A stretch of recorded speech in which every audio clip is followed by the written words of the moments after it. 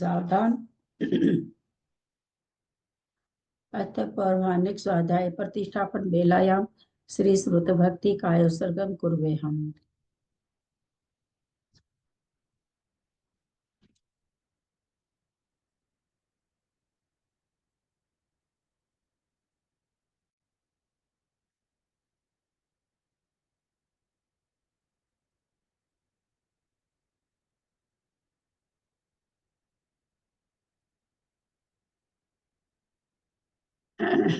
कोटिर्लक्षान् श्रीति तथानि च पञ्चाशदष्टौ सहस्रसङ्ख्यामेतत् श्रुतं पञ्चपदं नमामि परान्तभासि यथं गणर्देवं गन्धियं समं प्रणमामि भक्तिच्युतो सुधरान्वयं शिरसा इच्छामि वन्दे सुधभक्ति कावसको कौतसलमं भवत्पैनै पावडै पर्यं सुतपठमानु ओव पुवग्या चुलिया चेव सुततै धुइधं काय निजकालम अचेमि पूजेमि वन्दामि नमस्यामि दुःखतो कर्मको महिलाओ सुगैगमनम समाहि मरणम जिनगुण संपत्ति हो मध्यम। अथ पौराणिक स्वाध्याय प्रतिष्ठापन बेलायाम श्री आचार्य भक्ति काय सर्गम कुर्ते हम।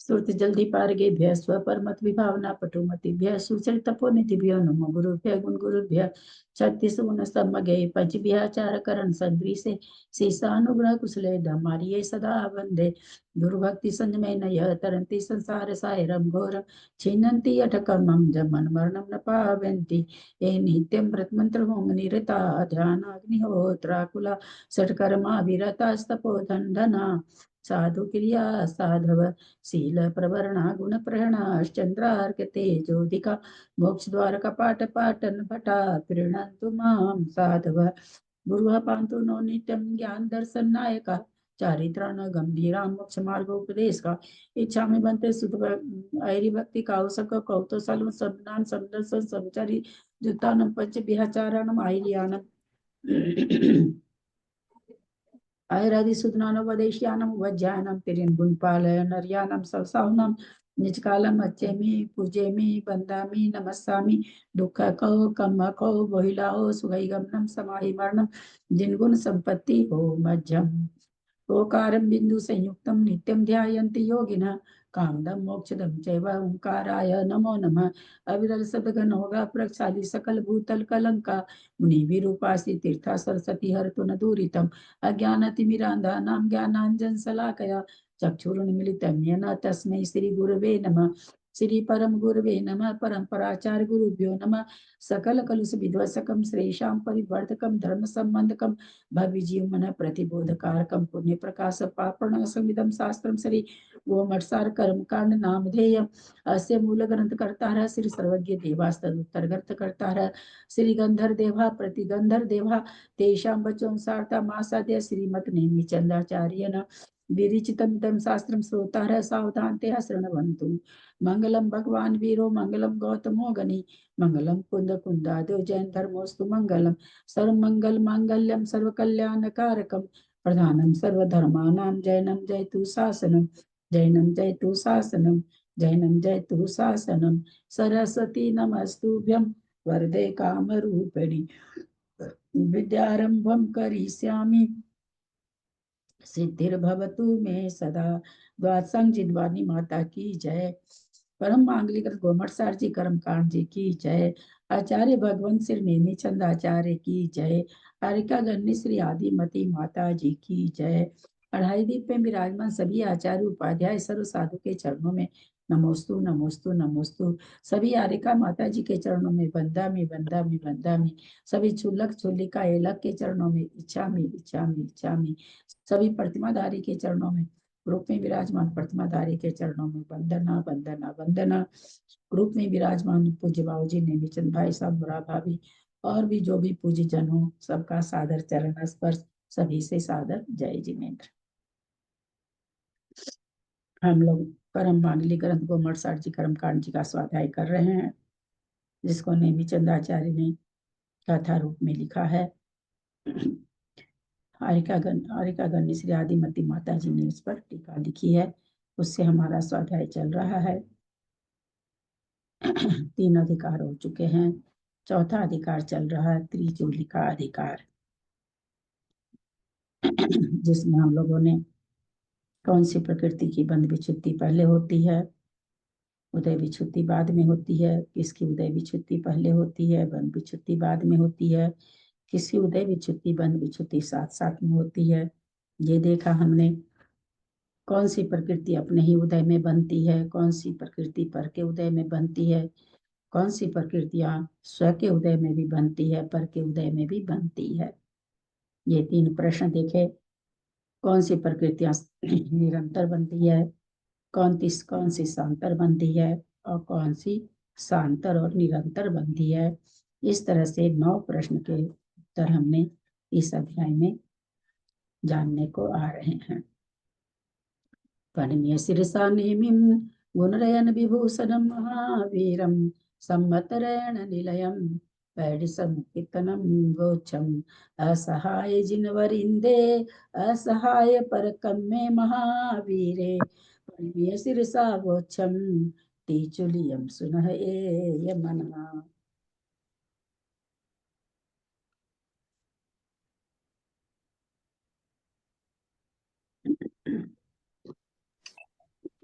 प्रणाम भाभी को प्रणाम, सबको सादर जय जिनेंद्र। पेज को नंबर प्रणाम, दत्ता जी को चरण बड़ों को प्रणाम, जय जिनेंद्र। हम लोग 403 पेज पर कर लिए थे, 404 पेज करके फिर पुनः एक बार थोड़ा सा मोटे रूप में इस अधिकार को दोहरा करके पंचभाग हारचूलिका में चलेंगे। प्रत्येक शरीर के लिए क्या करें? स्व पर उदयबंधी, शांतर, निरंतर बंधी। हो गया तुम्हारा काम? हो गया तो पहले कर देती ना, चौका में से आगे तो कैसे करेगी? हाँ, क्या डाल कर दें? अरे तो किसी को समझ में नहीं आएगा, नहीं तो पढ़ाती।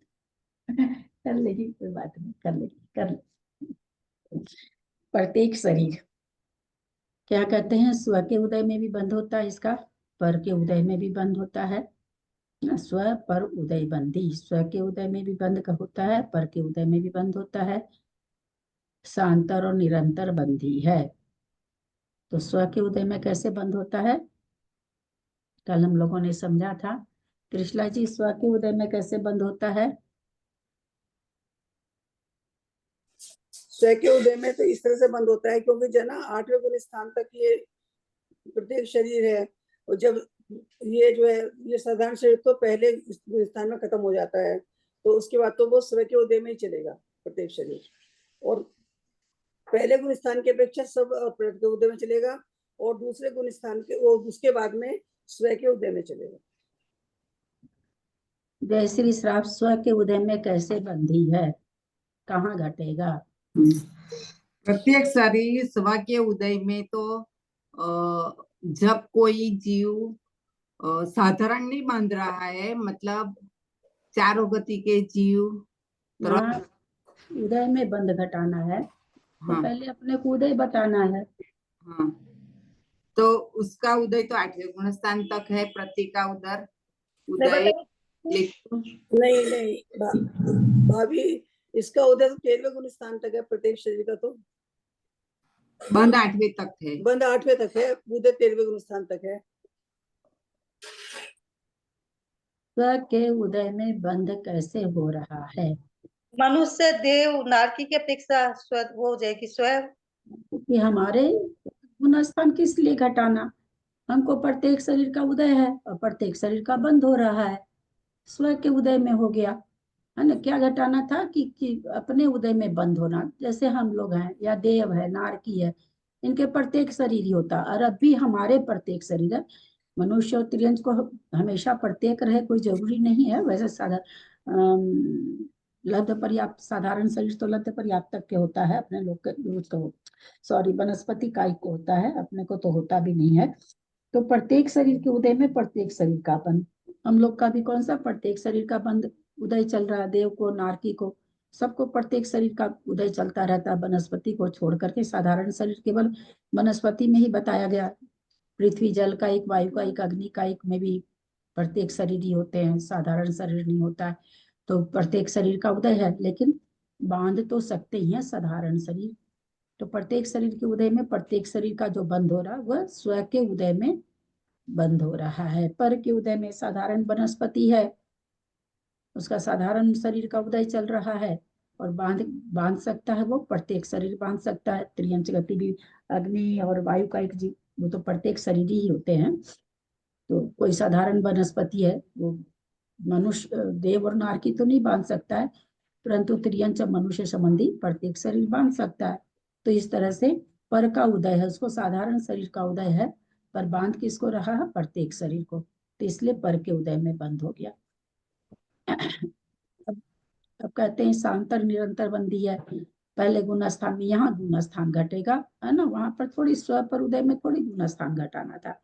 सांतर बंदी पहले गुण स्थान में साधारण का भी बंध है और प्रत्येक का भी बंध है, कभी प्रत्येक शरीर का बंद हो रहा, कभी साधारण शरीर का बंद हो रहा, और पहले गुण स्थान के बाद में निरंतर हो जाएगा, क्योंकि साधारण शरीर का बंध भी छुट्टी हो जाती है, तो उसके बाद निरंतर बंधी हो जाएगी। फिर प्रत्येक शरीर का उदय, उदय कहाँ तक, बंध कहाँ तक है, तो 1 से 8 तक, 8वें गुण स्थान में भी छुट्टी है, उदय 13वें गुण स्थान तक है।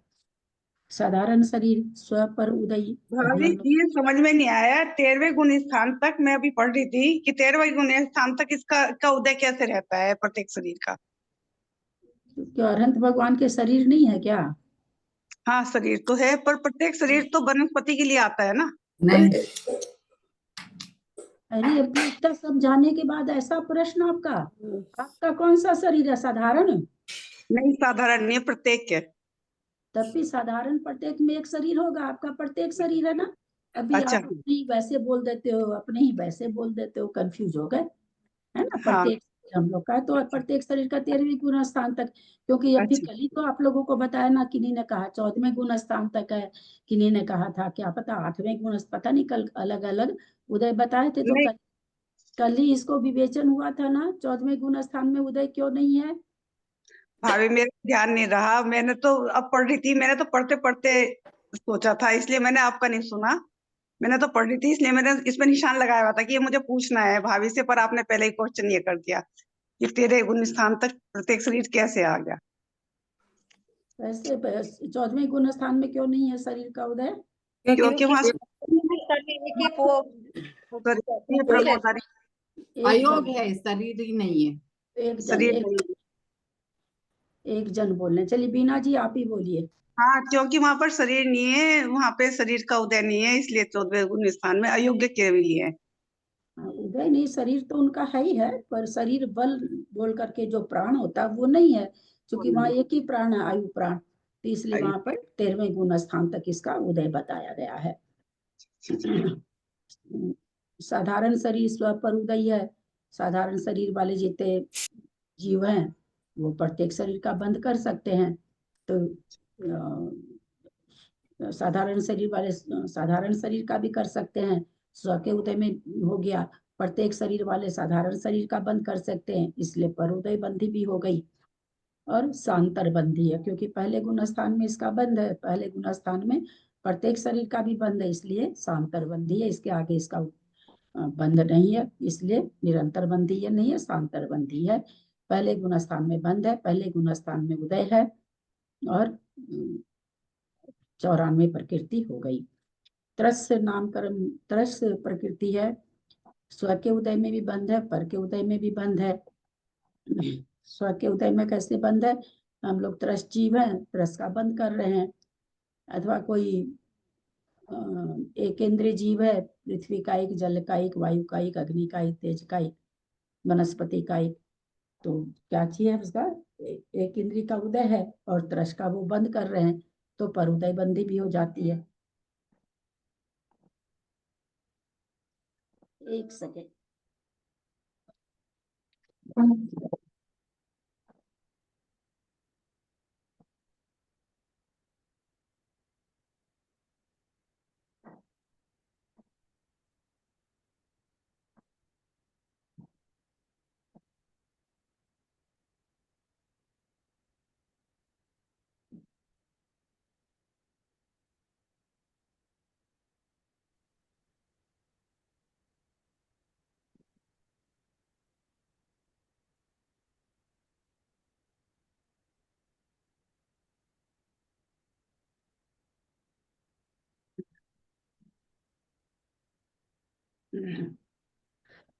तो यहाँ त्रस के लिए कह रहे हैं स्व पर उदयी, हमको त्रस का उदय है अभी, और हम क्या नाम है और त्रस का बंद कर रहे हैं, तो स्व स्व स्व स्व उदय बंद हो गया। कोई जो जीव है, पृथ्वी का एक, जल का एक, अग्नि का एक, वायु का एक, जितने भी ये जीव एक इंद्रिय अस्थावर जीव हैं, उनका उदय तो अस्थावर का है, त्रस का बंद कर रहे हैं। तो पर के उदय में भी इसका बंद होता है, स्व के उदय में भी होता है, पर के उदय में भी होता है। अग्नि का एक, वायु का एक, त्रस का बंद करेंगे कि नहीं करेंगे? करेंगे दीदी, तिर्यंची बनेंगे लेकिन करेंगे। हाँ, प्रियांशी बनेंगे। 2 इंद्री, 3 इंद्री, 4 इंद्री, पंचेंद्री, संगी असंगी कुछ भी बन सकते हैं, त्रियंच ही बनेंगे, पर त्रस का बंद कर सकते हैं। बहुत अच्छा। फिर सांतर निरंतर बंदी, पहले गुणस्थान में अस्थावर का भी बंद है, वहां सांतर है, पहले गुणस्थान के आगे त्रस का निरंतर बंद है। 1 से 8 तक इसका बंद है त्रस का, और 1 से 14 तक उदय है। अस्थावर स पर उदय बंदी, ये भी वैसे ही निकलेगा। पृथ्वी का एक अस्थावर है और अस्थावर का उदय है, अस्थावर का ही बंद कर रहा है। अथवा हम लोग त्रस जीव हैं, जो भी जितने भी त्रस जीव हैं जो कर सकते हैं, अस्थावर का बंद चारों गति में से कौन कौन से गति के जीव कर सकते हैं, कब कब कर सकते हैं? स्थावर का बन जाए, त्रियंच गति और मनुष्य गति के जीव कर सकते हैं, और देव गति भी कर सकते हैं। देव गति के, हाँ, भी देव कर सकते हैं, गति के जीव भी कर सकते देव हैं। गति के भी 2 स्वर्ग कर तक सकते के हैं। जीव और भवंतरिक कर सकते हैं। बहुत अच्छा। और ये कह रहे हैं अस्थावर सांतर ही बंधी है, क्योंकि यहाँ पर त्रस का भी बंद हो रहा है, तो सांतर बंधी है। पहले गुणस्थान में बंद है, पहले गुणस्थान में उदय है, आगे इसका बंध भी नहीं है, उदय भी नहीं है, 96 प्रकृति हो चुकी है। सुभग स्व पर उदय बंधी, स्व के उदय में भी बंद है, पर के उदय में भी बंद है। ये किसी वैसे अगर गति विशेष में घटाया जाए तो सुभग, शुभ शुभ निरंतर बंधी है, सुभग नहीं। सुभग है सो नारकी के दुर्भग का ही उदय है, लेकिन जिस समय मनुष्य गति बांध रहा उस समय सुभग को बांध सकता है, तो पर के उदय में बंद हो रहा है। त्रियंच बांधेगा तो दुर्भग बांध सकता है, लेकिन मनुष्य बांधेगा तो सुभग बांध लेगा, परंतु उदय वहां किसका है? दुर्भग का ही है। और हम लोग को सुभग दुर्भग दोनों का उदय भी हो सकता है, दोनों हम लोग बांध भी सकते हैं। सांतर निरंतर बंदी, पहले गुणस्थान में तो दूसरे सुभग है, सुभग तो 8वें गुणस्थान तक जाती है। सांतर दुर्भग कहाँ तक? दूसरे गुणस्थान तक शायद बंद है दुर्भग का।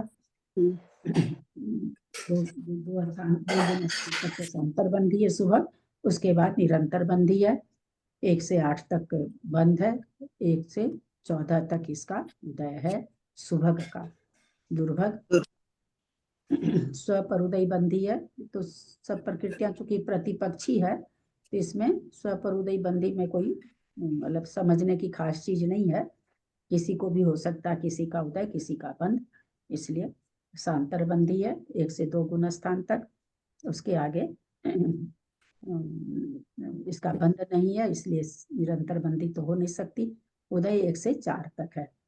सुस्वर स्व पर उदय बंदी, सांतर और निरंतर बंदी, जहां तक दुर्भग का बंद है वहां तक सांतर है, उसके आगे निरंतर बंदी हो जाती है। 1 से 8 तक बंद है इसका, 1 से 13 तक उदय है। दूस्वर स्व पर उदय बंदी है, सांतर बंदी है, 1 से 2 गुण स्थान तक बंद है, 1 से 13 तक उदय है। शुभ अशुभ दोनों उसी तरह से आ जाएगा, स्वउदय स्वउदय बंदी। शुभ अशुभ में स्व उदय बंदी क्यों आया जबकि प्रतिपक्षी है?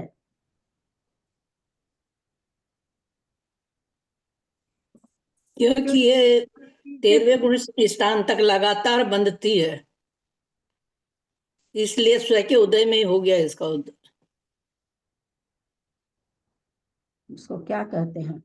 जब जब शुभ का उदय होगा तभी शुभ की बंधेगी, क्योंकि अगर अशुभ का उदय तो भाव अशुभ हो जाएंगे तो फिर अशुभ बंधेगा। स्व उदय संबंधी इसलिए होगा क्योंकि शुभ, अगर हम उदय शुभ का आ रहा है तो शुभ परिणाम होंगे तो शुभ ही बंधेगी, इसलिए सब उदय संबंधी है। स्व उदय बंदी क्यों है?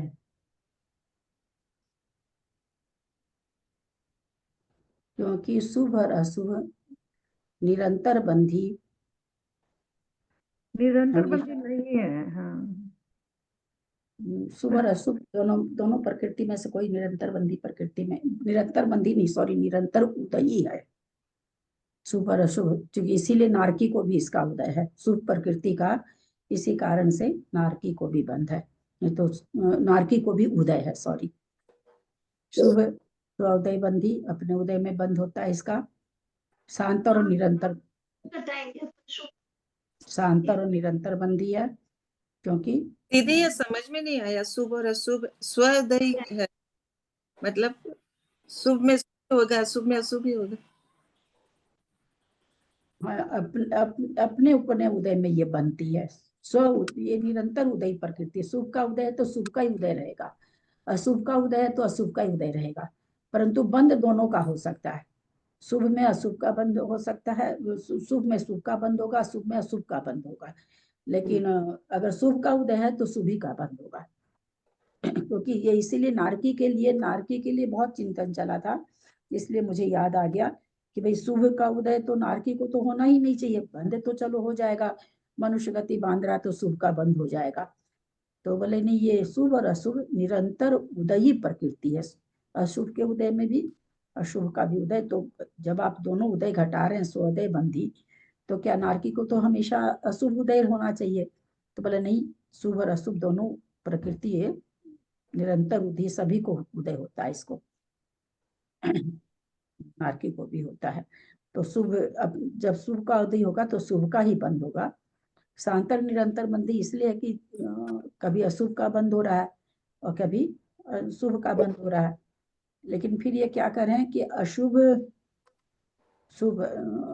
का बंद, अशुभ का स्वोदय, अशुभ भी अपने उदय में बनती है, शांतर बंदी है, क्योंकि तो ये दोनों ऐसे कैसे घट रहा है? जब देव गति का बंद होगा तो अशुभ का बंद नहीं होगा, शुभ का ही बंद होगा, तो इसलिए वो शांतर घट जाएगी। और जब नारकी अथवा त्रियंश वगैरह गति का बंद होगा, मनुष्य का होगा, तो या तो शुभ भी बंद हो सकती है या अशुभ भी बंद हो सकती है। तो देव गति जब बंद रही है उस समय अशुभ का बंद रुक जाएगा, शुभ का बंद होगा, तो इस कारण से शांतर बंधी हो जाती है। और फिर अशुभ का बंध विच्युति कहाँ? छठे गुण स्थान में, शायद अशुभ आशा वेदनी, हाँ साता वेदनी, तो छठे गुण स्थान तक दोनों का बंध है। आठवीं, छठे, सातवें, आठवें में निरंतर बंधी शुभ प्रकृति हो जाती है। बादर स्वपरोदय बंधी, शांतर निरंतर बंधी। दीदी अशुभ को 13वें गुण स्थान तक बताया है ना? सत्ता रहती है ना, 13वें गुण स्थान तक उदय रहता है उसका।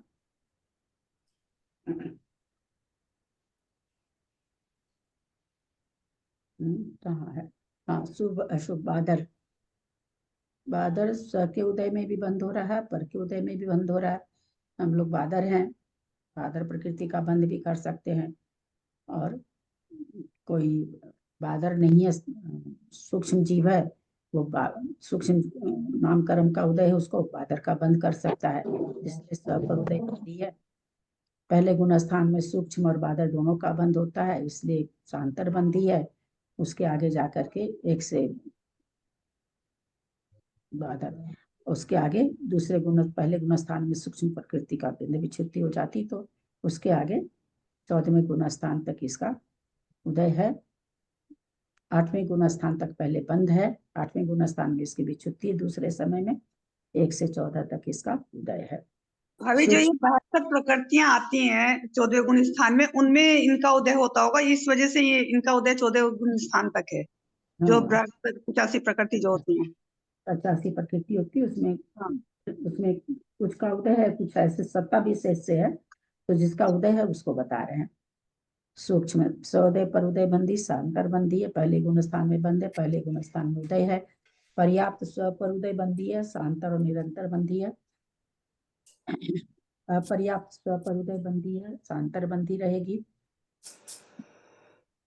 स्थिर अस्थिर स्वदय बंदी है, सांतर और निरंतर बंदी है।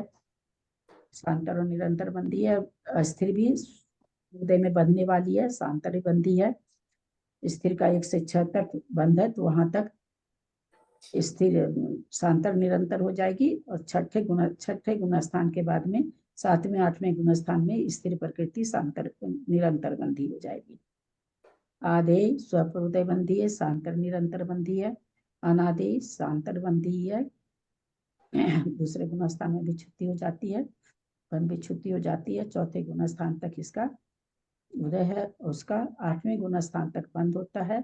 आदेय प्रकृति का 14वें गुण स्थान में उदय है, तो 14वें गुण स्थान के द्विचरम समय में, चरम समय में जाती है। यशस कीर्ति स्व पर उदय बंदी है, सांतर निरंतर बंदी 1 से 10 तक बंद है, 1 से 14 तक उदय है। आयश कीर्ति स्व पर उदय बंदी है, सांतर बंदी है, यशस कीर्ति भी बंद रही है 1 से 6 तक, छठे गुण स्थान में भी छुट्टी है। 1 से 4 तक इसका उदय है, चौथे गुण स्थान से आगे यशस कीर्ति का उदय नहीं होता। 5वें गुण स्थान वर्ती के यशस कीर्ति का उदय नहीं होता, अयश कीर्ति का उदय नहीं होता।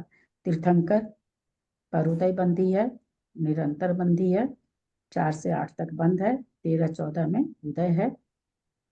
उच्च गोत्र स्व पर उदय बंदी है, सांतर निरंतर बंदी है, 1 से 10 तक इसका बंद है, 1 से 14 तक इसका उदय है।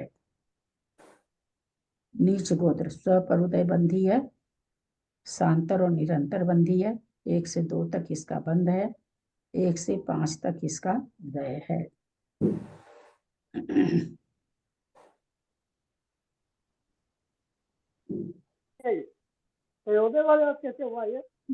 दीदी इसमें जो ये प्रतिपक्षी जो आई है सारी भी, इनमें एक सांतर है, एक निरंतर है, मतलब एक सांतर निरंतर बंदी है, एक सांतर बंदी है, सब में ही ऐसा, मतलब जरा बता दो ऐसा क्यों? जहां तक 2 प्रकृति बनती है, दोनों प्रकृति बनती, वहां तक सांतर है। जब एक प्रतिपक्षी की एक प्रकृति की बंद भी छुट्टी हो जाती, तो उसके बाद वो प्रकृति निरंतर बंदी हो जाती है। तो अशुभ प्रकृतियां हैं वो नीचे संबंधी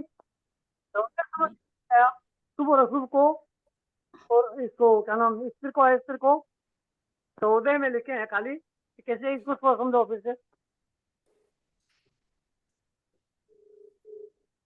निरंतर उदय प्रकृति कितनी है? 14 प्रकृति है ना, निरंतर उदय प्रकृति, अभी हम लोग पढ़े थे ना उदय प्रकृति, उसको देखिए आप लोग निकाल के देखिए। स्थिर अस्थिर शुभ अशुभ, ये निरंतर उदय प्रकृति है। स्थिर अस्थिर, तो ये जिस अपने ही उदय में बनती, निरंतर उदय वाली है, इसलिए स्थिर का उदय है तो स्थिर का बंद हो रहा, अस्थिर का उदय है तो स्थिर का निरंतर, दोनों प्रकृति निरंतर बनने वाली है। एक समय में एक का ही उदय होगा, बंद होगा, दोनों का नहीं होगा। अपने उदय में यहाँ पर पीछे आ चुका है कि ये ध्रुव उदय प्रकृति, ये हमेशा ही उदय में रहती है, ये ऐसा नहीं कि उदय में रहती, इसलिए अपने ही उदय में इनका बंद होता है। 4 प्रकृतियों का, स्थिर का, शुभ अशुभ का, 4 प्रकृतियों का हमेशा ध्रुव उदय प्रकृतियां है ये। नहीं तो ये हमेशा ही कहाँ उदय में रहती है? जैसे शुभ से अशुभ में कन्वर्ट फिर कैसे होगी? अगर शुभ में शुभ ही बनता जाएगा तो वो फिर मतलब चेंज कैसे होती है? फिर प्रतिपक्षी कैसे उदय में आती है? फिर वो चेंज कैसे होगा फिर, जब अगर शुभ का शुभ में ही चलता रहेगा, या स्थिर का स्थिर ही चलता रहेगा, तो अस्थिर फिर कैसे? जैसे नारकी को अशुभ का उदय होना चाहिए, परंतु ऐसा नहीं है, शुभ और अशुभ दोनों का उदय चलता है। सभी जीवों को, जितने भी जीव हैं, चाहे वे एक इंद्रिय निगोदिया जीव क्यों नहीं हो, ध्रुव उदय प्रकृति है, इसलिए सबको उदय बनी रहती है हमेशा। नहीं, शुभ अशुभ दोनों चलता वो तो समझ में आती है कि कभी स्थिर कभी अस्थिर, कभी शुभ कभी अशुभ, लेकिन एक में ही जैसे शुभ में सिर्फ शुभ ही शुभ का उदय और शुभ का ही बंध थोड़ी चलता है, तो फिर अशुभ में कैसे जाता है? फिर वो जीव, कोई भी जीव है शुभ और उसमें अशुभ फिर दोनों साथ साथ है, मतलब नहीं, हमेशा दोनों शुभ भी साथ है तो समझ अशुभ भी। में, दोनों साथ तो समझ में आती है। शुभ के उदय में, शुभ का बंध है, शुभ शुभ का के उदय। उदय में, शुभ के उदय में यहाँ पर ये कह रहे हैं शुभ के उदय में अशुभ का बंध नहीं होगा। स्वउदय बंधी है मतलब अपने उदय में बंधने वाली, यानी शुभ का बंध कब होगा? जब शुभ का उदय होगा तब। अशुभ का बंध कब होगा? जब अशुभ का उदय होगा। तो उसी तरह स्थिर, इसलिए ये कहा जाता है कि जब जैसे स्वास्थ्य खराब है और अगर हम चिंतन करें कि हम स्थिर हैं, हमारा सब चीज कफ वात पित्त सारा स्थिर है, हम हमारा सारा प्रकोप स्थिर है, तो उसका उदय होने से फिर उसका बंध भी उसी का होता है। ऐसा खास करके स्थिर स्थिर के लिए खास विवेचन आया, कहाँ पर आया सो तो मुझे याद नहीं अभी, लेकिन इसके लिए खास विवेचन मेरा पढ़ा हुआ है कि चूंकि अगर हम उसका उदय उदय मानते हैं तो फिर वही उदय होने लगता है। अगर हम सोचते हैं कि हम तो बीमार हैं, हमारे तो ऐसे उदय हो रखा, हमारे तो ऐसे चल रहा, हमारे तो ऐसे चल रहा, तो अस्थिर के उदय में अस्थिर का बंध होता है, स्थिर के उदय में स्थिर का बंध होता है। ये खास करके चार प्रकृतियों का ऐसे खास विवेचन आया, कहीं पर हमने पढ़ा है, अभी मुझे याद नहीं आ रहा है। देखें आज दिन में अगर हमको मिल सका तो मिल, तब फिर मैं आपको आप लोगों को कल बताऊंगी। चार प्रकृतियों के लिए ऐसा आया है। ये ना प्रत्येक शरीर का 1 से 13 तक है, त्रस का 1 से 14 तक है, बादर 1 से 14 तक, ऐसा क्यों है? प्रत्येक शरीर, शरीर नाम कर्म तो वहां शरीर अगर गिनेंगे 14वें गुण स्थान में तो शरीर बल भी लेना पड़ेगा।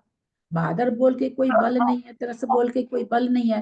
त्रस जीव तो भी है ना, वो भगवान जो जो भी 14वें गुण स्थान में अयोग के लिए हैं, तो त्रस भी है, बादर भी है। त्रस नाम कर्म बादर नाम कर्म हटा देंगे तब तो फिर वो मोक्ष कहाँ से जाएंगे बिना त्रस के बिना? तो शरीर शरीर मोक्ष तो शरीर को हटा के ही जाना है, तो त्रस और बादर तो बना रहेगा ना।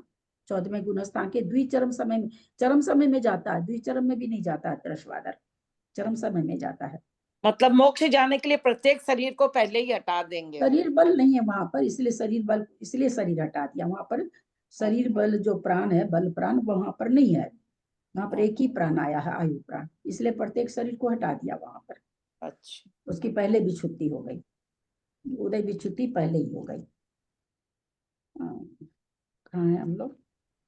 अयस्कृति तीर्थंकर, तीर्थंकर पर के उदय में बनती है और निरंतर बनती है, हम लोग जानते ही हैं। 4 से 8 तक बंद है, 13 से 14 गुण स्थान में उदय है। ऊंच गोत्र, स्व के उदय में भी इसका बंद होता है, पर के उदय में भी बंद होता है, शांतर बंदी भी है, निरंतर बंदी भी है। 1 से 10 तक इसका बंद है और 1 से 14 तक इसका उदय है। नीच गोत्र, स्व के उदय में भी बंद है, पर के उदय में भी बंद है, शांतर और निरंतर बंदी है। निरंतर बंदी हम लोग जान गए कहाँ पर है निरंतर बंदी। नीच गोत्र का निरंतर बंद कहाँ चलेगा? पहले गुण स्थान में, नरक में, गति में बनेगा ना, नरगति में। नरक और क्रिया। दूसरे गुण तक चलेगा। नरक गति में तो नीचे गोत्र भी चलेगा ना। 7वें नरक में। दूसरे, मंजू जी आप लोग का उत्तर जो आता है दूसरे गुण स्थान तक, तो उच्च गोत्र भी तो बन रहा है। तीसरे से तो खाली शांतर बंदी होनी चाहिए ना, सातवें नरक जितनी दीदी 7वें नरक में। 7वें नरक की अपेक्षा ये निरंतर बंदी है, और तेजस कायिक वायु कायिक जीव की अपेक्षा निरंतर बनती है। अंतराय पांचों अपनी उदय में बंद होता है, क्योंकि बंद विच्छुत्ति उदय विच्छुत्ति 12वें में है, बंद विच्छुत्ति 10 में है, तो अपने उदय में इसका बंद हो रहा, और ये अनादिकाल से बनता आ रहा है, और जब तक 10वां गुण स्थान प्राप्त नहीं होगा तब तक बनती ही रहती है, इसलिए निरंतर बनती है। तो इस तरह से यहाँ पर 9 चूली का प्रश्न अधिकार खत्म हुआ।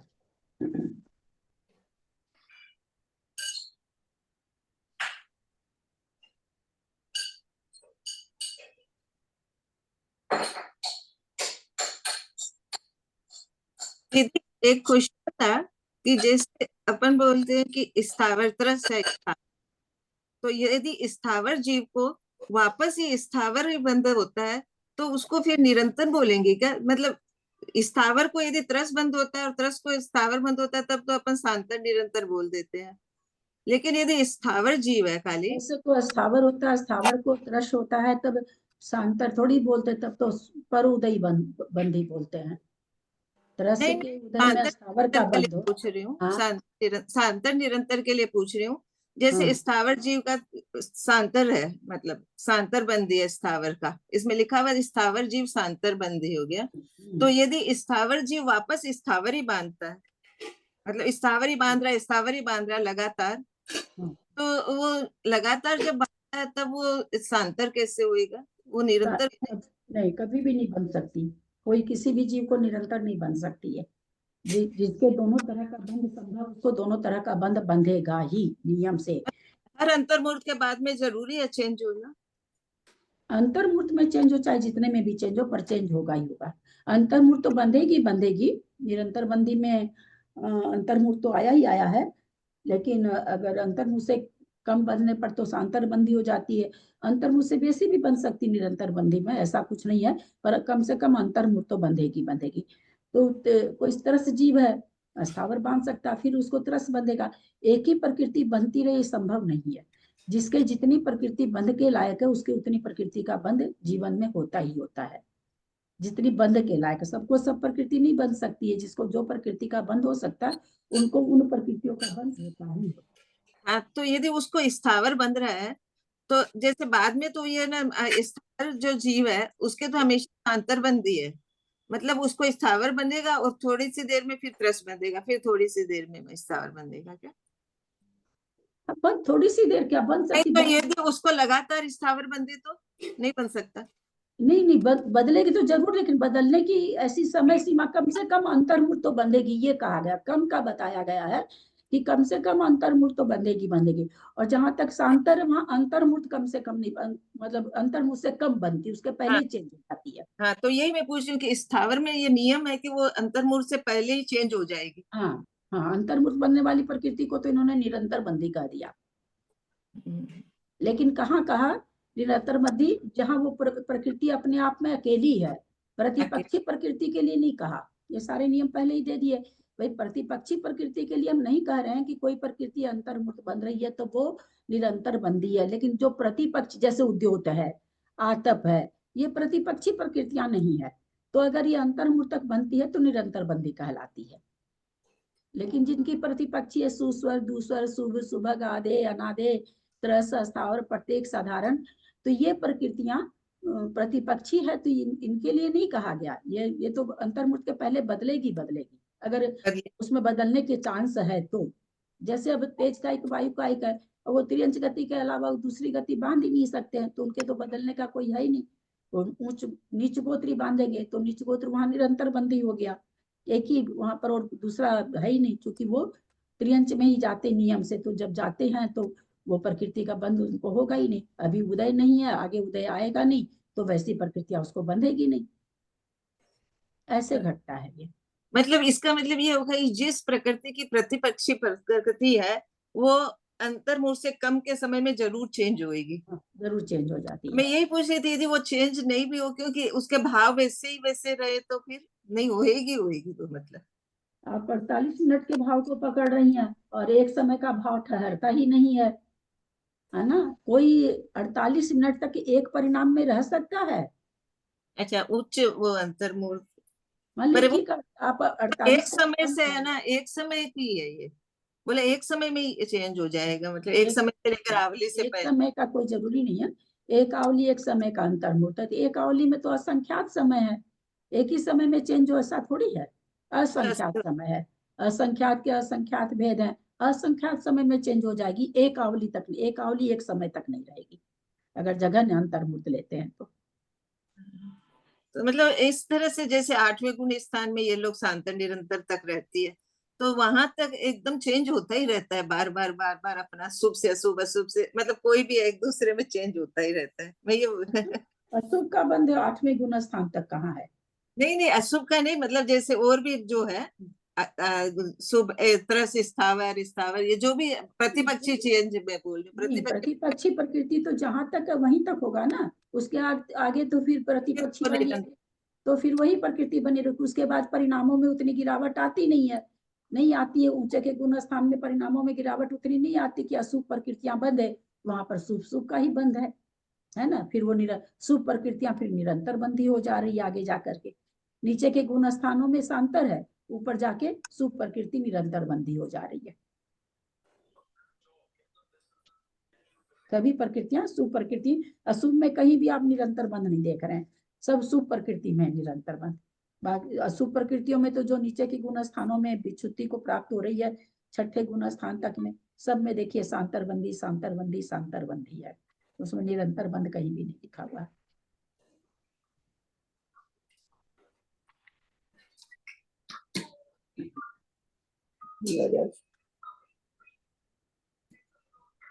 उच्च गोत्र निरंतर बंदी कहाँ पर है, कहाँ कहाँ है उच्च गोत्र? 12वें सर्ग के ऊपर देवगति में भी, देवगति में है, और 12वें से ऊपर, 12वें से ऊपर सर्ग से लेकर उत्तर तक उच्च गोत्र निरंतर बंदी रहेगी। और मनुष्य गति में भी उच्च गोत्र रहता ही है, निरंतर बंदी है मनुष्य गति में भी। मनुष्य गति में दोनों ही कथन है, उच्च गोत्र नीच गोत्र भी कथन है, और खाली उच्च गोत्र का भी कथन बताया था आपने खाली अभी खाली उच्च गोत्र का पढ़ा, तो आप दो का कथन क्यों बता रहे हो? हाँ, उच्च गोत्र देवगति में 13वें गुण स्थान से 13वें सर्ग से लेकर के अनुत्तर तक उच्च गोत्र का निरंतर बंदी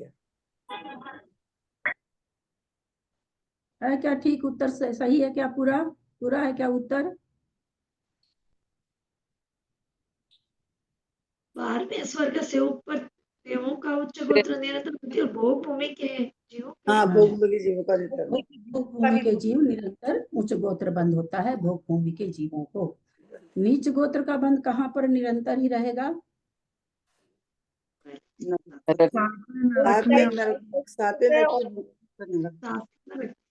वायु का, तेज का जीव और 7वें नरक के जीव। 7वें नरक का नारकी क्यों रहेगा इन लोग को निरंतर बंद? क्योंकि ये लोग ये तिर्यंच गति में ही उत्पन्न होता है, क्योंकि ये तिर्यंच गति में होता है ना, ये लोग तिर्यंच गति को ही बांधते हैं। और तिर्यंच गति जब बनती है उस समय नियम से नीच गोत्र बनता है। हम ये नहीं कहेंगे कि तिर्यंच गति में जाते हैं, ये सब नहीं बोलना, अभी बात चल रही उसी पर्याय की, तो उसके जाने की बात क्यों करें? जहाँ है वहां की बात करोगे ना, कि आगे की बात करोगे? क्योंकि ये क्या है, ये तिर्यंच गति ही बांधते हैं, और तिर्यंच गति के साथ में नीच गोत्र का ही बंद होता है नियम से। इसलिए तेज का एक वायु का एक और 7वें नरक का नारकी नीच गोत्र का ही बंधक होता है। ऐसे तो सम्यक दर्शन प्राप्त करने पर 33 सागर तक उच्च गोत्र का भी बंद करता है, पर ज्यादातर 7वें नरक के नारकी का नीच गोत्र के लिए भी कथन आता है। दीदी वो जन्म की अपेक्षा से आता होगा कि नीच गोत्र तिर्यंच तो लास्ट में बांधते हैं, 7वें नरक में तो पूरे समय भी रह सकता है सम्यक दृष्टि होके, चौथा निशान बन सकता है ना उसका, तो उस टाइम तो वो उच्च गोत्र ही बांधेगा। हाँ, तो वो तो एक विवक्षा हुई ना कि जिसने सम्यक दर्शन प्राप्त किया।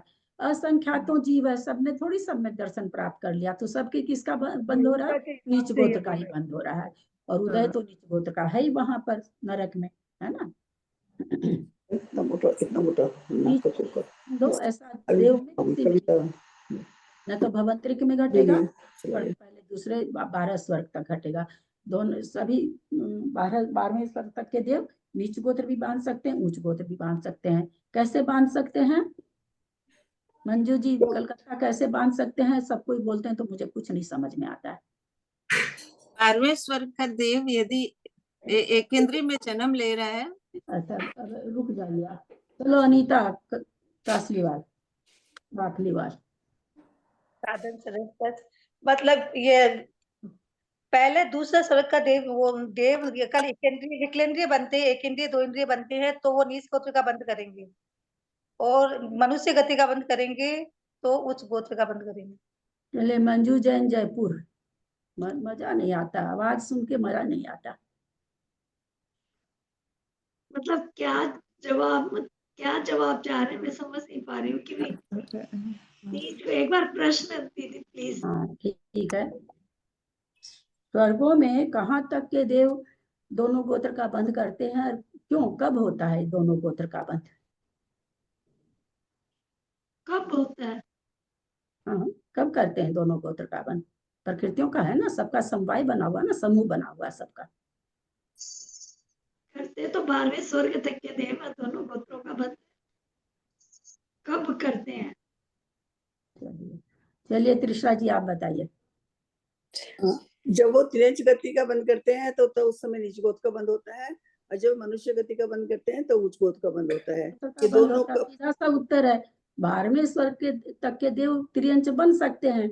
अब त्रियंच बन सकते हैं, बने या नहीं बने, क्योंकि बन सकते हैं तो वहां तक के देव कभी त्रियंच गति भी बांध रहे हैं, कभी मनुष्य गति भी बांध रहे हैं। ऐसा नहीं है कि केवल त्रियंच गति बांधे या केवल मनुष्य गति बांधे। 12वें स्वर्ग से ऊपर के देव केवल मनुष्य गति बांधेंगे तो वो केवल उच्च गोत्र का बंध करेंगे। लेकिन 12वें स्वर्ग के देव कभी त्रियंच गति बांधेंगे तो उसमें नीच गोत्र बंधेगा, कभी मनुष्य गति बांधेंगे तो उसके साथ उच्च गोत्र बंधेगा। तो चूंकि 12वें स्वर्ग के देव त्रियंच बन सकते हैं, इसलिए वहां दोनों गोत्र का बंध है वहां तक के। नारकी को कहाँ से, किस किस नरक के कैसे कैसे बंध है गोत्र का? नारकी को, हाँ बोलिए जयश्री जी। हाँ, 7वें नरक का नारकी तो तिरंज गति का बंद करेगा तो वो निज गोत्र का बंद करेगा। उसके पहले के नरकों के जीव यदि वो मनुष्य गति का बंद करेगा तो उच्च गोत्र का बंद करेगा, यदि तिरंज गति का बंद करेगा तो नरक नीच गोत्र का बंद करेगा। बंद करेगा। तो इस तरह से भी अच्छा है। अब जाएगा कि इसमें वो अलग बात, वो तो आयु बांधेगा जिसमें जाएगा, आयु बांधेगा जिसमें जाएगा वहां पर बंधा हुआ कर्म क्या होगा, तो संक्रमित हो करके उदय में आ जाएगा। नीच गोत्र का उदय आ रहा है तो उच्च गोत्र संक्रमित हो के आ जाएगा, उच्च गोत्र का उदय है तो नीच गोत्र संक्रमित हो करके उदय हो करके खत्म हो जाता है। निषेक रचना जो उदय की बनती है उसमें कुछ भी फेर नहीं हो सकता, वो अपने समय पर उदय में आके रहता है। फर्क इतना ही पड़ता है, संक्रमित होकर के आ जाती है। अगर द्रव्य क्षेत्र काल भाव उस प्रकृति के लायक नहीं रहता है तो वो प्रकृति अन्य प्रकृति में संक्रमित होकर के उदिया भावी क्षय इसी को कहते हैं। दीदी, जब तक नरक और स्वर्ग में ये आयु बंधनी होती है तब तक तो दोनों ही गोत्र उनके बनते रहते हैं क्या? हाँ दोनों ही बनते रहते। कहाँ तक बंधेंगे? 12वें स्वर्ग तक। तो ऊपर के स्वर्ग में तो बंधेंगे। ऊपर में तो नीचे का गोत्र बंधेगा ही नहीं। हाँ, पर मनुष्य गति बांध रहा है तो मनुष्य गति बांध रहा है, ऊपर का स्वर्ग वाले तो मनुष्य गति बांध रहे हैं तो मनुष्य गति के साथ में उच्च गोत्री बंधेगा। और 12वें स्वर्ग से नीचे वाले कभी त्रियंच गति बांध रहे हैं, कभी मनुष्य गति बांध रहे हैं, तो फिर उनके कभी नीच गोत्र बंधेगा कभी उच्च गोत्र बंधेगा। जब तक आयु नहीं बंधेगी तब तक, और जब आयु बन जाएगी तब उसी हिसाब से बंधेगा। आयु त्रियंच आयु बंध गई, त्रियंच आयु बंध गई पहले गुण स्थान में, तब भी उनको दोनों गोत्र बंधेगा। आयु जिस समय बंधती रहेगी उस समय वही गोत्र बंधेगा। विच्छुत्ति नहीं है, गोत्र की विच्छुत्ति नहीं है पहले गुण स्थान में, इसलिए दोनों गोत्र बंधेगा। मतलब आयु बंध भी गई, समझ लीजिए मनुष्य आयु बन गई तो भी दोनों गोत्र बंधेगा। हाँ दोनों गोत्र बंधेगा। अन्य समय जिस समय आयु बंधेगी, मान ली त्रियंच आयु जिस समय बंध रही है उस समय अंतर्मुक्तक नीच गोत्र बंधेगा। लेकिन आयु बंधने के बाद पुनः अगर वहां दोनों गोत्र बंधने लायक है तो दोनों गोत्र बन सकता है। वो संक्रमित होकर के खत्म होगा, वो बंध नहीं छूटेगा, उनका वैसे ही चलेगा। इसी तरह दीदी आयु बनने के बाद में भी चारों गतियां बनती है, गतियां चारों बनती है। चारों गतियां बनती, देवायु बंध गई फिर भी पहला गुण स्थान है तो चारों गति बंध रही है। अच्छा, परंतु आयु जिस समय बनती है उस समय नहीं होती। जिस समय आयु बनती है उस समय जितनी भी, जैसे देवायु बांध रहा है कोई, उस समय सुभग आधे, उस समय सहनन नहीं बंधेगा, संस्थान समचतुर संस्थान बंधेगा, तो ऐसे देव के लायक लायक बंधेगा। लेकिन जब आयु बंध निकल गया तो उस समय सहनन का बंध हो रहा है, यद्यपि वो देवायु बांध चुका, सहनन उदय में नहीं आने वाला, लेकिन आयु जिस समय नहीं बांध रहा, पहले गुण स्थान में छह सहनन का बंध हो सकता है तो उसको सहनन बंध रहा है। वो क्या काम आएगी, क्या काम आएगी? दूसरे के मुख से खिर जाएगी। नाम कर्म की प्रकृतियां तो 93 एक दूसरे के मुख से खिरती है, ऐसा तो है नहीं कि नहीं खिरती। भाई सहनन बंध गया, अब सहनन का उदय तो है नहीं देवों के, तो फिर क्या काम आएगा? तो फिर वो एक जैसे जैसे अगर निषेक रचना जहां हो जाती है दूसरे प्रकृतियों में बदल बदल के खिंच जाता है। देव विकलत्र नहीं बनते? हाँ, विकल तरह देव नहीं बनते। असंगी पंचेंद्री बन सकते? ना, देव नहीं बनते। असंगी पंचेंद्री देव बन सकते हैं, अब देव असंगी पंचेंद्री नहीं बनते। एक इंद्रिय देव बन सकते हैं, एक इंद्रिय देव नहीं बन सकते।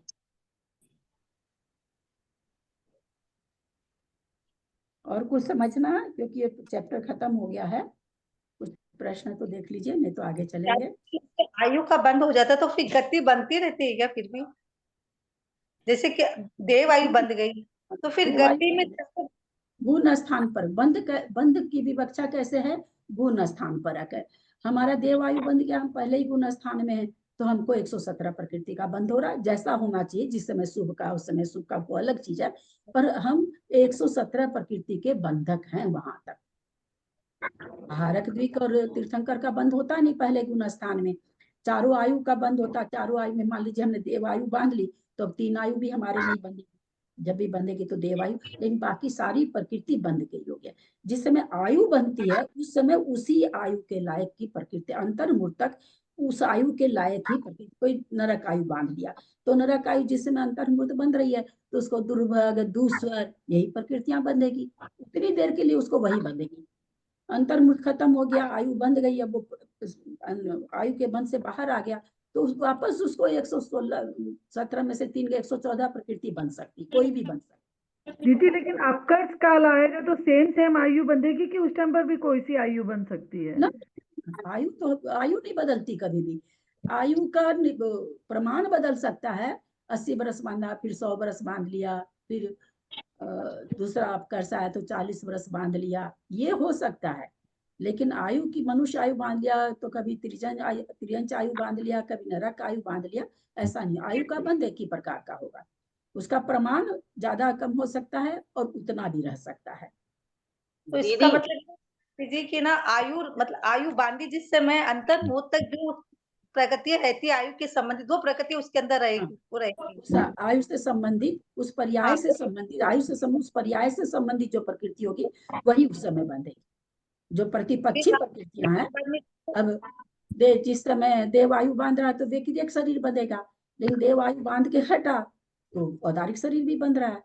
भारत तो बनता नहीं पहले गुण स्थान में, औदारिक भी बंधेगा। ऐसा नहीं कि किसी को देवायु बंध गई तो अब उसको औदारिक शरीर नहीं बंधेगा, औदारिक शरीर भी बंधेगा। थोड़ी से ये तेज कायक और वायु कायक जीवों के बारे में मुझे ये तो प्रश्न नहीं मालूम है। जैसे कि कायक वायु कायक त्रियंश नहीं त्रियंश ही बनते हैं, और उनके बारे और क्या है? हाँ, उषा सेठी अपना बंद कर लो यार, और मी करके कोई है, आप लोग क्यों नहीं अपना ध्यान देते हैं? बीना जी का भी खुला था, आप लोग क्यों नहीं ध्यान देते हैं? इतना रिक्वेस्ट करने पर भी आप लोग ध्यान नहीं देते हैं। कुछ भी हमको समझ में नहीं आया, क्या बोली राजकुमारी जी? ये तेज कायक वायु कायक जीव के बारे में और भी क्या क्या है? तो मतलब वो त्रियंशी बनते हैं और वो त्रियंशी बनते हैं, वो औदारिक शरीर का ही बंद करेंगे, वो नीच गोत्र का ही बंद करेंगे। त्रियंच में वो पंचेंद्रीय संगी तक बन सकते हैं। ऐसा नहीं कि वो तेज का एक वायु का एक है तो एक इंद्रिय ही बने, ऐसा नहीं है। तो अगर तेज का एक वायु का एक को मनुष्य में आना है तो क्या करना होगा? या तो विकल्त्रय बनना होगा या पंचेंद्रीय संगी बनना होगा। संगी भी कुछ भी बन जाएगा तो फिर मनुष्य में आ सकता है। विकल्प पृथ्वी का एक भी बन जाएगा तो भी आ जाएगा, है ना। तेज का एक वायु का एक बना छोड़ करके अगर वो पृथ्वी का एक बन गया, वनस्पति का एक बन गया, अथवा 2 इंद्री बन गया, 3 इंद्री बन गया, 4, तो फिर अगला भव वो मनुष्य का पा सकता है, लेकिन उसी भव से मनुष्य भव नहीं पाता है। तो ऐसे कौन से निकृष्ट कर्म रहते होंगे कि वो ऐसा नहीं कर सकते? सबसे निकृष्ट पर्याय मानी गई है तेज का एक वायु का एक की। आयु भी बहुत छोटी है इनकी। दीदी अग्नि का एक वायु का एक जीव असंगी पंचेंद्रिय तिरंज तक बनते हैं। संगी भी बन सकते हैं, असंगी तो बन ही जाएंगे, संगी भी बन सकते हैं, और उसके बाद मनुष्य बन सकते हैं। संगी पंचेंद्रिय त्रियंच बनने पर देव भी बन सकते हैं, नारकी भी बन सकते हैं, कुछ भी बन सकते हैं। चले आगे, कोई प्रश्न नहीं है ना? बहुत सुंदर प्रकरण आ रहा है, बहुत आनंद देने वाला, थोड़ा थोड़ा मैथमेटिक्स वाला। जिनको मैथमेटिक्स पसंद है उनको बहुत आप आनंद हर है। प्रकरण को बोलते हैं बहुत सुंदर प्रकरण आने वाला है कि हम जैसे लोग नर्वस नहीं हो। बहुत दीदी को सब अच्छे से समझ में है ना, पता है दीदी को सारा, इसलिए दीदी मैं सबको। तो ये शुरू करती हूँ, प्रकरण का नाम देखती हूँ, तभी मेरे को तो अंदर से ही रोल उठने लग जाती है। हाँ दीदी सभी को। ऐसे लगता है कैसे सारा घोल दूं, घोल के बांट दूं, ऐसे लगने लगता है शुरू में ही मेरे को। दीदी का ज्ञान इतना ज्यादा है कि उनको हार्ड चीज ही अच्छी लगती है, सरल सरल अब अच्छा नहीं लगेगा। चलिए, बहुत अच्छा लगेगा। पंचभाग हारचूली का बहुत सारे शब्दों का ज्ञान होगा, बहुत सारी चीजों का ज्ञान होगा इस प्रकरण में हमें। जठवर्णेमि चंदो महनेन वीणा सुनिमलो जादो सो अभय नंदि निम्मल सुओ वही हरौ पावमलम। देखिए, पापमल को दूर करने वाला है ये पंचभाग हारचूली का। जठवर्णेमि चंदो महनेन वीणा सुनिमलो जादो सो अभय नंदि निम्मल सुओ वही हरौ पावमलम। बाबूजी गाथा का उच्चारण करें। जत्वर्णेमि चंदो मैनेन बिना सुनिम्मलो जादो सो अभय नंदि निमल सुवो हई हरौ पावमलम। वर नेमि चंदम, उत्कृष्ट नेमि चंद्र, महानेन बीना, महान उत्कृष्ट बीना, सुनिमलो जादो, इसका नीचे से अर्थ देखते हैं, जिसमें मंथन बिना ही उत्कृष्ट नेमि चंद्र निर्मल हुए, ऐसे अभय नंदी का निर्मल शास्त्र समुद्र जीवों के पाप मल को दूर करे। लोकोक्ति है कि समुद्र मंथन करके चंद्रमा प्रकट हुआ, इसी प्रकार अभय नंदी नामा आचार्य के द्वारा उपदिष्ट शास्त्र समुद्र में से मंथन बिना ही नेमी चंद्राचार्य रूपी निर्मल चंद्रमा प्रकट हुए। बताइए, नेमी चंद्राचार्य को प्रकट कर रहे हैं अभय नंदी आचार्य समुद्र से, अर्थात उस शास्त्र के अति अल्प अभ्यास से ही निर्मलता प्राप्त हुई। ऐसी निर्मलता का कारण जो शास्त्र समुद्र है, वह समस्त जीवों के पाप मल को दूर करे। इस प्रकार यहाँ आशीर्वादात्मक मंगलाचरण किया गया है। क्या सुंदर मंगलाचरण, हाँ, हम लोग का पाप मल दूर करने वाला। पंचभागहार चूलिका। पंचभागहार, पंचभागहार, भागहार कहते हैं जिसे भाग देते हैं उसको भागहार कहते हैं। जैसे मान लीजिए 10 में 10 भागा 2 लिखा हुआ, तो 2 भागहार हो गया, है ना। तो यहाँ पर भागहार बताने जा रहे हैं कि जो 5 तरह का संक्रमण होता है उसका भागहार कितना है। जैसे 1000 रुपया है हमारे पास, हमने कहा उसको 100 से भाग दे करके जितना रुपया आए उतना राम को दे दो। फिर वही श्याम को कितना देना है, 20 से भाग करके दो। मोहन को कितना देना, उसको 40 से भाग करके दो। तो इस तरह से यहाँ पर जो 5 तरह का संक्रमण है उसका 5 तरह का भागहार है। यानी जब हम किसी, जैसे हमने 1000 को 20 से भाग दिया तो 50 आया, क्या 500 आया। तो यहाँ पर क्या कहना चाह रहे हैं कि जो संक्रमण हो रहा है 5 तरह का, तो उस संक्रमण में कितने कितने प्रदेश संक्रमित हो रहे हैं। जैसे मान लीजिए कि सम्यक प्रकृति की उद्वेलना चालू हो गई, तो जो उद्वेलना हो रही है, तो सम्यक प्रकृति मान लीजिए हमारे पास अंतःकोड़ा कोड़ी सागर की है, बहुत सारे निषेक हैं उसमें। तो उद्वेलना जब हम कर रहे हैं, उद्वेलना जब पहले गुण स्थान में कोई जीव आ गया तो उद्वेलना चालू हुई, तो भाई उद्वेलना आप जो चालू कराए तो कितने कितने प्रदेश को मिथ्यात्व में बदल रहा है। मान लीजिए 5 लाख प्रदेश हैं सम्यक प्रकृति के, तो एक बार में कितने प्रदेश मिथ्यात्व रूप बदलेगा, संक्रमित करेगा। तो वो कैसे निकलता है, उसके भागहार से। 5 लाख में है, अगर भागहार क्या नाम है 110 है, तो 10 से भाग देकर के मान लीजिए 50,000 आया, तो क्या कहते हैं आचार्य की एक बार में 50,000 निषेक को मिथ्यात्व रूप बदल देगा। इस अध्याय में यही बताने जा रहे हैं कि जो 5 तरह का संक्रमण है तो कितने कितने प्रदेश एक एक बार में संक्रमित होते हैं, इस चीज का यहाँ पर वर्णन आएगा। उवेलन बीजादो अधपवत्तो गुणो यस वोय संकमदि जेहिम कम्मम परिणाम वसेन जीवाणम। उवेलन बीछादो अधपवत्तो गुणो यस वोय संकमदि जेहिम कम्मम परिणाम वसेन जीवाणम। उवेन बीजादो अद्धापवतो गुणो ये सब्बो ये संकम दीजेहिम कमम परिणाम वसेन जीवाणम।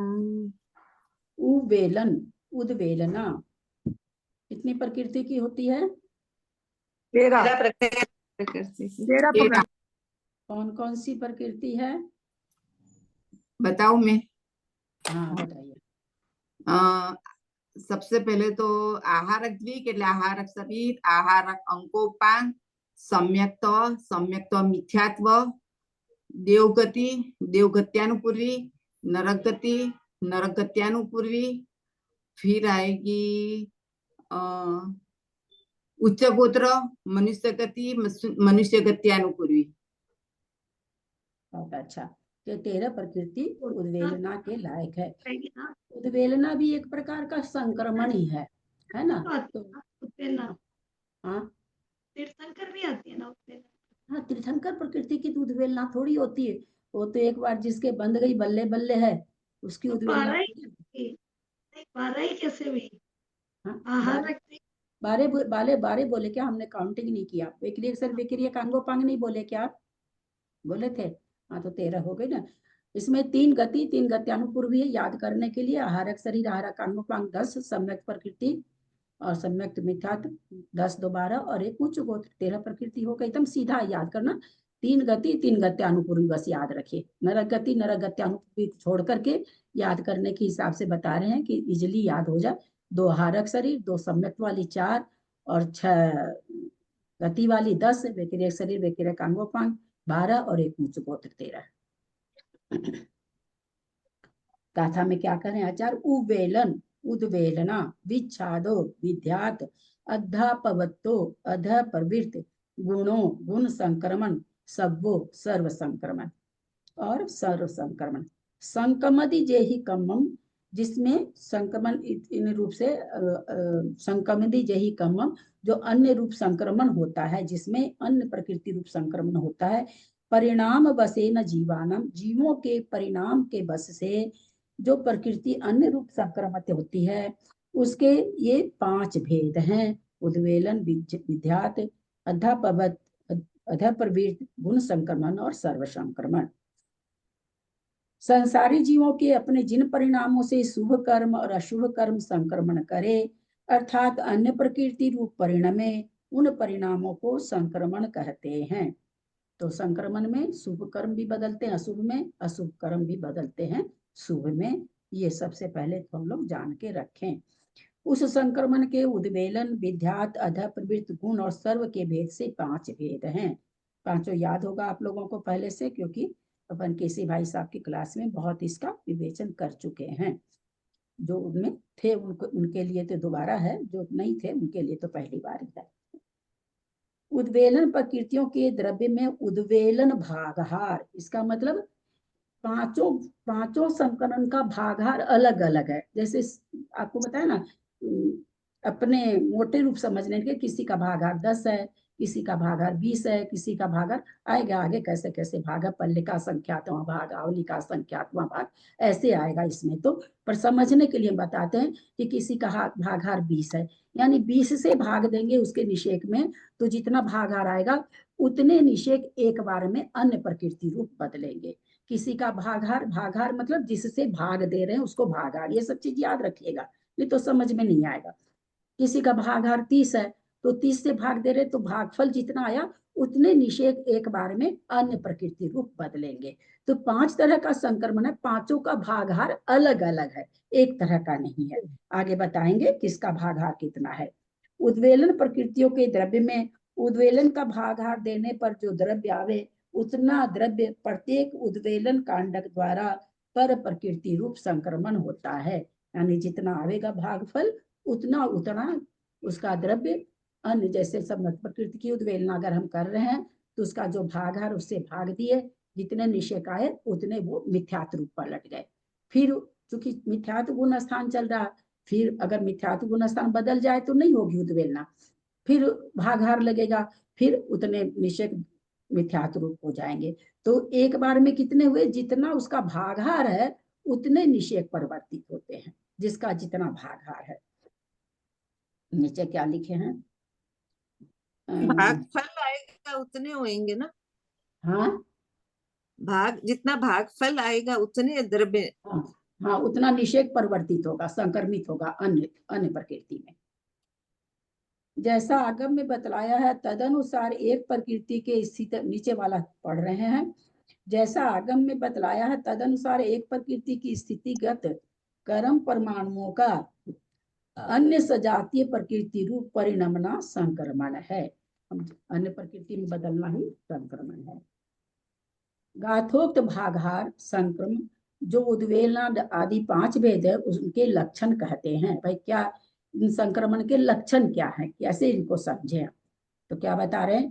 कारण परिणामों के बिना रस्सी को उकेलने के समान कर्म प्रदेशों का पर प्रकृति रूप संक्रांत होना उद्वेलना संक्रमण है। एक तो होता है ना करण परिणाम के द्वारा अपने स्थिति कांडघात, अनुभाग कांडघात के अलावा क्या करते हैं? गुण संक्रमण, पर प्रकृति रूप संक्रमण। ये क्या करण परिणाम जब अपने चलते हैं, अधा प्रवृत्त करण, अपूर्व करण आदि, उसमें होता है। तो यहाँ करें, यहाँ करण परिणाम की जरूरत नहीं है। बिना करण परिणाम के जो, जैसे रस्सी बंधी बट बंधा हुआ है पूरी तरह से एकदम, अब धीरे धीरे उसका बट खुल रहा है, एक साथ में तो नहीं खुलेगा ना, धीरे धीरे खुलता है ना। तो वैसे ही धीरे धीरे धीरे धीरे उसके सारे प्रदेश अन्य प्रकृति रूप बदल जाते हैं, तो उसको उद्वेलना संक्रमण कहते हैं। उद्वेलना संक्रमण में भी वो प्रकृति, जैसे सम्यक प्रकृति की उद्वेलना हमने करी तो मिथ्यात्व रूप हो गई, है ना। उद्वेलना और क्षय में क्या अंतर है?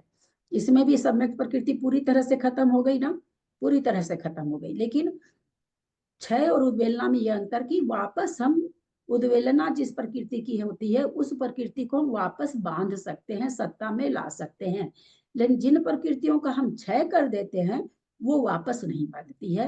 हालांकि एक तरह से ये भी क्षय को ही प्राप्त हो रही है, इसकी भी सत्ता नष्ट हो रही है। क्षय मतलब सत्ता का नष्ट होना, तो उद्वेलना में भी सत्ता नष्ट हो रही है। पर अंतर क्या है कि इस प्रकृति को हम फिर बांध सकते हैं। जिन प्रकृतियों का हमने क्षय कर दिया उन प्रकृतियों की सत्ता हम वापस नहीं कर सकते। ये दोनों में अंतर है। इसका भागहार अंगुल के असंख्यात में भाग प्रमाण है। कितना है? तो बोलते हैं अंगुल में जितने पर, एक अंगुल में, सूची अंगुल में जितने प्रदेश आए उसको आप असंख्यात से भाग दो, जितना भागफल आए उससे भाग दे दे करके उतने उतने प्रदेश अन्य प्रकृति रूप संक्रमित होंगे। यथा सम्यक दृष्टि जीव मिथ्यात्व में आकर अंतर्मुख पर्यंत सम्यक तो सम्यक मिथ्यात्व का अध प्रवृत्त संक्रमण करता है। सबसे पहले मिथ्यात्व में आने के बाद में अध प्रवृत्त संक्रमण होता है, आगे बताएंगे वो। उसके बाद उद्वेलना संक्रमण को प्रारंभ कर सम्यक और सम्यक मिथ्यात्व का स्थिति घात करने वाले उसके पल्ल के असंख्यात में भाग प्रमाण उद्वेलना काल के अंत तक सम्यक प्रकृति या सम्यक मिथ्यात्व प्रकृति की स्थिति घात करने में हम लोग पीछे शायद आ चुका, अभी नहीं आया है क्या? पल्ले का असंख्यातम भाग लगता, हम लोग जान चुके हैं, पहले कई बार चर्चा हो चुकी है। सम्यक प्रकृति या सम्यक मिथ्यात्व प्रकृति की स्थिति को घटाने में समय, मतलब पूरा संकृत होने में कितना समय लगता है? पल्ले का असंख्यातम भाग, यानी कितना? असंख्यात वर्ष लगता है। परंतु निषेध कितने कितने संक्रमित हो रहे हैं? तो अंगुल के असंख्यात में भागहार से, अंगुल के सूच्यांगुल में जितने प्रदेश हैं उसको असंख्यात से भाग देंगे, जितना भागफल आया उससे मान लिया सूच्यांगुल हम मान लेते हैं कि 1000 प्रदेश है, 10 को हम असंख्यात मान लेते हैं, तो 1000 को हमने 10 से भाग दिया तो 100 आया। यानी 100 से भाग देंगे उन निषेकों में। अब 1,00,000 प्रदेश है, उसको हम 100 से भाग दिए, तो जितना भागफल आया उतने निषेक एक बार में अन्य प्रकृति रूप यानी मिथ्यात रूप बदलेंगे, ऐसा कह रहे हैं। बोला समय कितना लगेगा, तो कहते हैं पल्ले का असंख्यातवां भाग लगेगा, यानी असंख्यात वर्ष लगेगा। एक बार समय प्रकृति सत्ता में आ गई तो उसका सत्व खत्म होने में असंख्यात वर्ष लगते हैं। जब तक इसकी सत्ता बनी रहती है सम्यक प्रकृति की, तब तक प्रथमोपशम कर सकते हैं कि नहीं? नहीं कर सकते। एक ही भव में 2 बार प्रथमोपशम हो जाए, ऐसा कौन सा भव है? एक ही भव में दोबारा भी प्रथमोपशम हो जाए, ऐसे कौन कौन से भव हैं?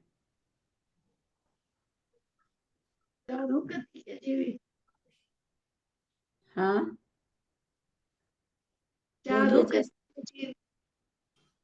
बोलिए। मैं बोलूं? हाँ। भूमि के जीव असंख्यात वर्ष की आयु वाले,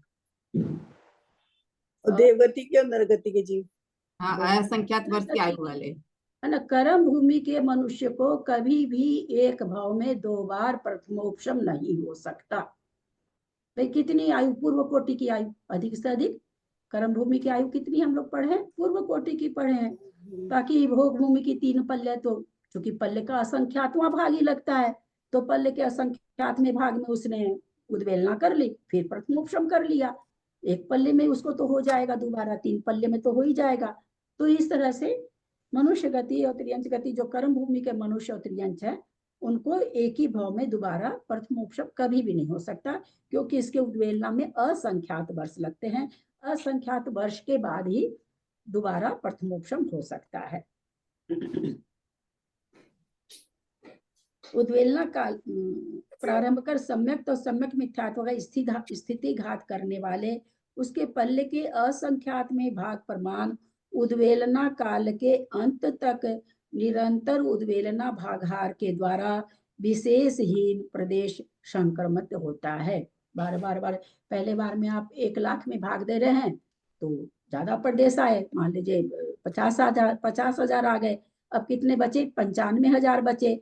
अब आप वापस 100 से भाग देंगे तो कितने आएंगे? 9,500 आएंगे। पहले 10,000 आए थे, जो भी आए थे, मतलब कम कम होता जाएगा। वही चीज कर रहे हैं, क्योंकि जिसमें भाग दे रहे हैं वो निषेध कम होते जा रहे हैं, जिससे भाग दे रहे हैं वो संख्या वही है। तो जब जिसमें भाग दे रहे हैं वो संख्या कम हो रही तो भागफल कम आएगा।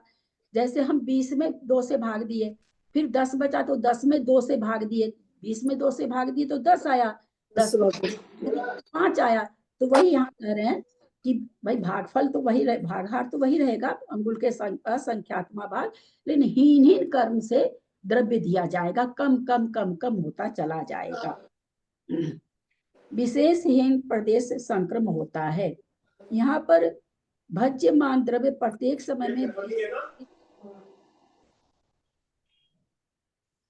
भज्यमान द्रव्य प्रत्येक समय में विशेषहीन होता जाता है। समझे अपने लोग, 20 था पहले, या फिर 10 हो गया, तो कम कम होता जा रहा है। तो वही कहते हैं जो भज्यमान द्रव्य है, जो भोगने वाला, वो कम कम होता जाता है। इसे विशेष हानि का कारण कहना चाहिए, किंतु इतनी विशेषता है कि सम्यक और सम्यक मिथ्यात्व के अंतिम स्थिति कांडक में गुण संक्रमण और सर्व संक्रमण हो जाता है। इस प्रकार उद्वेलना का संक्रमण कहा।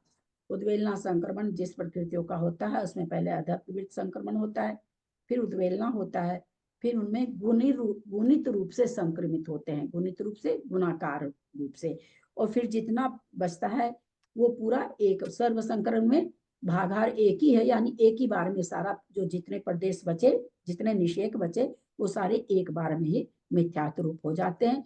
तो इस तरह से उद्वेलना वाली प्रकृति में 4 प्रकार, विध्यात छोड़ करके 4 प्रकार के संक्रमण होते हैं।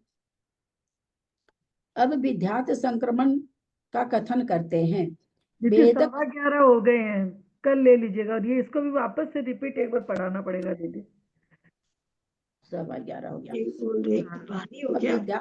संक्रमण कहते हैं वेदक सम्यक तो काल के भीतर दर्शन मोहनी की छपना संबंधी अधः प्रवृत्त करण के अंतिम समय तक सर्वत्र ही मिथ्यात्व सम्यक मिथ्यात्व का विध्यात संक्रमण होता है तथा उपसम सम्यक दृष्टि के भी गुण संक्रमण काल के पश्चात सर्वत्र विध्यात संक्रमण होता है। उसका भागार भी अंगुल के असंख्यात में भाग प्रमाण है। इतनी विशेषता है कि उद्वेलना भागहार से यह असंख्यात गुना हीन है। जैसे असंख्यात के असंख्यात भेद होते हैं तो उसी तरह से कह रहे हैं उद्वेलना से इसका भागहार क्या है, छोटा है। इसी प्रकार अन्य प्रकृतियों के भी विध्यात संक्रमण का विषय यथासंभव जानना चाहिए। दीदी यानी इसमें ऐसा घटित हुआ कि सम्यक मिथ्यात्व का उद्वेलना संक्रम भी होता है और विद्या संक्रम भी होता है। इसका सम्यक मिथ्यात्व का क्या होता है? उद्वेलना संक्रम भी होता है और विद्या संक्रम भी होता है। विध्यात संक्रमण नहीं होता। विध्यात संक्रमण छोड़ करके 4 संक्रमण होते हैं। विध्यात नहीं होता, केवल विध्यात नहीं होता, बाकी चारों होते हैं। आया ना अभी इसमें, ध्यान से पढ़िएगा आप, अभी तो समझ में आ जाएगा। एक बार पढ़िएगा। विध्यात नहीं होता, बाकी चारों होते हैं उद्वेलना की सारी प्रकृतियों में। दक्षर मात्रा पदवाक्य ही नमया प्रमाद्यादि किंचनोक्तम तन्मे क्षमित्वा विदधातु देवी सरस्वती केवल बोध लब्धि।